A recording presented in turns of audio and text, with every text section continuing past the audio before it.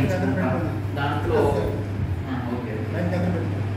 మనము దేవాలయంలో జలాదివాసం ఏ విగ్రహ ప్రతిష్ఠ చేసినా కూడా కొన్ని ప్రతిష్టలనే చేస్తూ కొన్ని కార్యక్రమాలు ఉంటాయి. మొదటిగా చేసేది జలాదివాసం, ధాన్యాదివాసం, పుష్పాదివాసం, ఫలాదివాసం, ప్రతిష్ఠ అనే కొన్ని కర్మలు ఉంటాయి. దీంట్లో మొదటిగా చేసేది జలాదివాసం అని అంటారు. జలం అంటే నీరు. మనము సర్వతీర్థంలో తీసుకొచ్చి చేయాలి లెక్క ప్రకారం. ఇప్పుడు అన్ని నదులు కూడా వచ్చినాం అనుకోండి, విగ్రహ ప్రతిష్ట సమయం ఎంత లేట్ అయినా కూడా సుమారుగా మనం పెట్టిన ముహూర్తానికి అయితే రాదు. కాబట్టి సత్యకాలంలో మనం పుణ్యావాచనాన్ని నిర్వహించి వరుణాది దేవతలను కూడా ఆవాహన చేసి ఆ జలంతో ఆ గంగాదేవిని పూజ చేసుకొని అన్ని తీర్థాలు మనం ప్రజెంచుకున్నట్టు భావించుకొని ఆ యొక్క జలాదివాసాన్ని మనం నిర్వహిస్తాం. ఈ విగ్రహాలను తయారు చేసినప్పుడు వారు ఏ స్థితిగతుల్లో చేసింటారో మనకు తెలియదు. అవన్నీ దుర్దోషాలు పోవాలంటే జలాదివాసం చేయడం ద్వారా ఆ యొక్క బింబానికి అంటే ఆ విగ్రహానికి శుద్ధి అనేది ఏర్పడి ప్రతిష్టకు అర్హత అనేది పొందుతున్నాను అన్నమాట. కాబట్టి అలా జలాదివాసం చేసి దేవుడిని నిద్రావస్థలో పంపిస్తాం. నీళ్ళలో ఒక రోజంతా పడుకుంటారు వాళ్ళు. తద్వారా ఆ విగ్రహానికి శక్తి అనేది పెరుగుతుంది. నీళ్ళల్లో ఉండి చేయడం ద్వారా ఆ విగ్రహానికి శక్తి పెరుగుతుంది. తర్వాత మనం రేపు పొద్దున్నే 6 గంటల నుంచి మొదలయ్యే కార్యక్రమాలు మొదటగా చేసేది ధాన్యాదివాసం. బియ్యం పోసి దాని మీద అన్ని కూడా వంటబెట్టి దాన్ని మళ్ళీ వస్త్రం కలిపి అందరిని కూడా భద్ర పెడతాం. తర్వాత షోడశోపచార పూజలు చేసి పుష్పాదివాసం చేసిన తర్వాత ఆ యొక్క దేవతలకు శిలాన్యాసం అనేది జరుగుతుంది. ఇదంతా క్రతువు జరిగేసరికి 7 గంటల 30 నిమిషాలు అవుతుంది.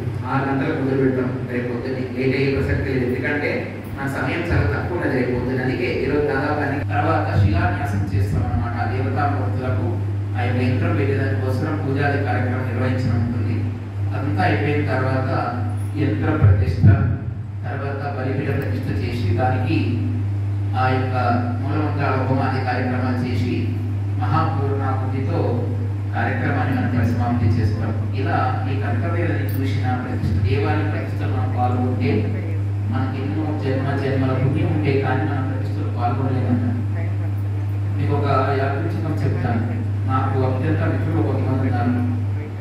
వారి అమ్మవారి ప్రతిష్ట చూసే భాగ్యం కలిగింది అని అంటారు. దేవుని అనుగ్రహం లేకపోతే మనం ఆ ప్రతిష్ట మనం పాల్గొనలేము. దేవాలయం అంటేనే ఒక శాస్త్రం. ఆ యొక్క శక్తిని మనం కంట్రోల్ చేసే శక్తి మనలో రాదు.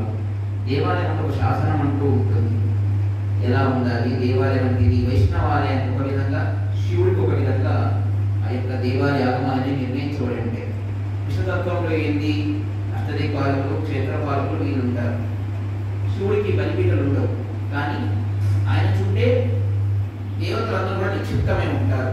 అది ఒక అభిషేక పీఠంలో ముందు గణపతి, పక్కన సుబ్రహ్మణ్యేశ్వర స్వామి, ఎడమవైపు అమ్మవారు, మధ్యస్థానంలో సూర్యనారాయణుడు, అటువైపు సుబ్రహ్మణ్యులతో 4-5 మంది కూడా ఉండి మధ్యలో శివుడు ఉంటాడు అన్నమాట. ఆయనకి క్షేత్రపక్షుడికి ఇట్లాంటి దేవతలతో ఆయన క్షేత్రానికి వీళ్ళంతా పరిపాలనమైనది తప్ప ఆయన బలిపీఠలు ఉంటారు. కానీ విష్ణుమూర్తికి మాత్రం ఖచ్చితంగా, ఎందుకంటే కలియుగంలో మానవుడు చేసిన కొన్ని కర్తవ్యాన్ని మొదటిగా చేయాల్సింది కలో వెంకట నాయక, రెండవది చండీ పారాయణ గణపతి హోమేన కృత్వ ప్రతిష్టాం కృత్వం. మనకు వీలైనంత వరకు దేవాలయ ప్రతిష్టాలు చేయడం. నా శక్తి కొలను అనుకుని ఏదైనా ఒక దేవాలయం ఏదైనా ప్రతిష్ట జరుగుతుందంటే మనవంతుగా మనం సహాయం చేయడం. మొదటిగా చెప్పుకునేది వెంకటేశ్వర స్వామి నామస్మరణ. అన్యా చింతయంతో మా ఏషనా పరిభాషణ మంత్రాన్ని మనం గుర్తుపెట్టుకోవాలి. అన్యమైనటువంటి చిత్తమైనటువంటి భక్తితో భగవంతుని మనం ధ్యానించుకోవడం. తద్వారా చండీ పారాయణం, ఇంట్లో చండీ హోమాలు నిర్వహించుకోవడం. తద్వారా ఆయుష్ అభివృద్ధి, కీర్తి అభివృద్ధి, ఉన్నతమైనటువంటి రాజకీయ యోగము అన్నీ కలుగుతాయి. ప్రతి సంవత్సరంలో ఒకరోజు చండీ పారాయణ నిర్వహించుకోవడం, గణపతి చండీ కానీ రుద్ర చండీ కానీ ఇటువంటి నిర్వహించుకోవడం. ఏదన్నా దేవాలయ నిర్మాణం జరుగుతుంటే మనవంతుగా దానికి ఒక 10,000, 20,000, లక్ష రూపాయలు ఎంత శక్తి ఉంటే అంత 500, 100 రూపాయలు ఎంత శక్తి ఉంటే అంత మనం సమర్పించుకోవడం. ఇది మానవుడు చేయాల్సినటువంటి ముఖ్య కర్తవ్యం. అందుకే మన ధర్మశాస్త్రం చెప్తుంది ఏమనంటే, నీ సంపాదనలో 5 రూపాయలు తీసి పెట్టుకో, 5 భాగాలు చేసుకోవాలి. నువ్వు 50 రూపాయలు సంపాదించినావంటే దాన్ని 5 భాగాలుగా విభజించుకొని మొదటి భాగాన్ని నీ యొక్క కుటుంబ కర్తవ్యాలు, ఇంటి బాటలు కావచ్చు, లేదా ఇంటి రోజులు కావచ్చు, ఇతర ఖర్చులకు ఉపయోగించుకో.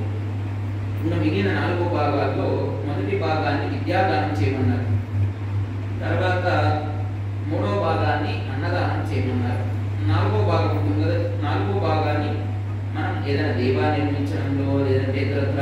ఏదైనా శుభ కార్యక్రమానికి వాడడం. మీకు 5వ భాగాన్ని మన సంతోషాల గురించి మనం వాడుకుంటూ మన జీవితాన్ని మధ్యమంలో గడిపి భగవంతుని యొక్క జీవితాన్ని ముఖ్యంగా మనం ఐక్యత పొందే విధంగా మనం భగవంతుని కోరాలి. ఇప్పుడు ఈ జలాదివాసంలో దేవతా ಮತ್ತು ముద్రావస్థలకు వెళ్ళారు. ఇప్పుడు మనం వీరందరికీ కూడా మూలవంతర రుద్ర సహిత హోమాన్ని నిర్వహించుకుందాం. ఆ కార్యక్రమాన్ని చూసుకొని పూర్ణాహుతి తీసుకొని ఆ తర్వాత స్వామివారి తీర్థ ప్రసాద మహామంగాన్ని వీక్షించి అందులో కూడా ఇంటికి వెళ్దాం. కూడా